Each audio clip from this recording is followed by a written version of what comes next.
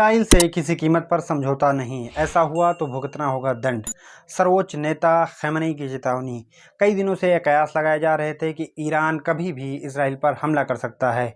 इसी बीच खamenei ने बहुत ही सख्त अल्फाजों में ये चीज़ बता दी है कि बिल्कुल भी इसराइल से समझौता नहीं किया जाए। हमास प्रमुख इस्माइल हानिया की हत्या के बाद ईरान ने इसराइल के खिलाफ हमला करने की तैयारी कर ली है, मगर अमेरिका समेत कई अन्य देश युद्ध को रोकने के लिए ईरान पर दबाव बना रहे हैं। पश्चिम देशों में तनाव और इसराइल पर ईरान के हमले की चेतावनी को लेकर बनाए जा रहे दबाव को लेकर ईरान के सर्वोच्च नेता आयतुल्लाह अली खamenei ने बड़ा बयान दिया है। उन्होंने कहा कि इसराइल से समझौता करना या पीछे हटने के लिए घातक होगा और उसके लिए दंड भुगतना होगा, और अभी तक इसराइल ने जो किया उसे उसका दंड भुगतना होगा। हमास प्रमुख इस्माइल हानिया की हत्या के बाद ईरान ने इसराइल के खिलाफ हमला शुरू करने की तैयारी कर ली है, मगर अमेरिका समेत अन्य देश युद्ध को रोकने के लिए ईरान पर दबाव बना रहे हैं। इसे लेकर आयतुल्लाह अली खamenei ने शत्रु देशों के मनोविज्ञान की निंदा की है। उन्होंने कहा है कि इसराइल के खिलाफ जवाबी कार्रवाई करने की किसी योजना को लेकर ईरान पर दबाव डालना या उसे रोकना ठीक नहीं है।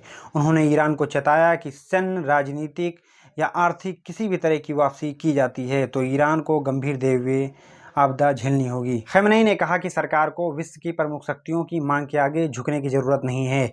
वह इस दबाव का अपने लोगों की ताकत का लाभ उठाकर और विरोधी की क्षमता का आकलन करके सामना कर सकती है। उन्होंने दुश्मन की शक्ति को बढ़ा चढ़ाकर बताने और 1949 की इस्लामिक क्रांति के बाद ईरान को कमजोर करने के अमेरिका, ब्रिटिश और इसराइल के प्रयासों का उदाहरण भी दिया।